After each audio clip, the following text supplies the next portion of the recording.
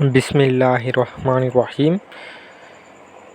Family agro YouTube channel ও family agro Facebook page থেকে সবাইকে আসসালামু আলাইকুম। আশা করি আপনারা সবাই ভালো আছেন। তো আসলে আজকের যে মূল ভিডিওটা নিয়ে করা, তো এই ভিডিওর মধ্যে ফ্যামিলি অ্যাগ্রো ইউটিউব চ্যানেল এবং ফেসবুক পেজে কী ধরনের ভিডিও আপলোড করা হবে এই বিষয় নিয়ে কথা বলতেছি। তো আসলে ফ্যামিলি অ্যাগ্রো এই চ্যানেলটা হচ্ছে আমার এই চ্যানেলে যে ধরনের ভিডিও করা হয় সেগুলো হচ্ছে কৃষি খামার এই রিলেটেড। তো আপনারা দেখতে পাচ্ছেন আমার বাগানের চারপাশে আমি আনারসের গাছ লাগিয়েছি। তো আমার চ্যানেলে এই ধরনের কৃষি রিলেটেড ভিডিও পাবেন, যেগুলো কৃষির পরিচর্যা এবং কিভাবে কি করতে হয় এই বিষয় নিয়ে। এখানে একটি গাছ দেখতে পাচ্ছেন, এটি হচ্ছে চুই ঝালের গাছ। তো চুই ঝালের গাছটা মাশাআল্লাহ মোটামুটি ভালো হয়েছে। তো এখান থেকে আমি আবার আলাদাখানে কিছু চারা রোপণ করেছি। তো আবার দেখতে পাচ্ছেন আপনারা আমার এই যে ছোট ছোট সুপারির চারাগুলো, আমি এগুলো রোপণ করেছি মোটামুটি 1 বছর আগে, এবং এখন আমি নিয়ে যাচ্ছি আপনাদেরকে আমার সুপারি বাগানের ভিতরে।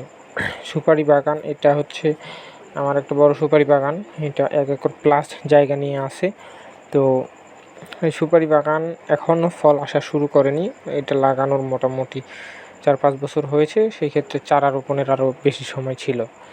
তো আমি মূলত এই ধরনের ভিডিওগুলো দিয়ে থাকি যে কিভাবে কি করবেন, যে সুপারির গাছের পরিচর্যা, বাগানের পরিচর্যা।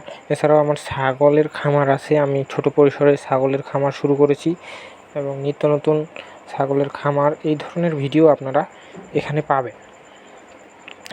সে পরামর্শমূলক ভিডিওগুলো পাবেন, কিভাবে কি করতে হয়। আমার সুপারি বাগান নিয়ে আমি আপনাদের ভিডিও দিব এবং ছাগল পালন এই বিষয়ে ভিডিও দিব, এবং কৃষি রিলেটেড আমার আরও মাছের প্রজেক্ট আছে, আমি সেই মাছের বিষয়েও আপনাদেরকে ভিডিও দেওয়ার চেষ্টা করব, কিভাবে লাভবান হওয়া যায়। তো আপনারা দেখতে থাকুন আমার এই ভিডিওটি। তো এখানে ছাগল এবং সুপারি বাগান এর মধ্যেই 2টা জিনিস একসাথেই চাষ করা হচ্ছে। আমি এখানে কোনো ঘাস রোপণ করিনি, এগুলো প্রাকৃতিকভাবে যে ঘাসগুলো হয়েছে সেগুলোই আমার ছাগল খায়।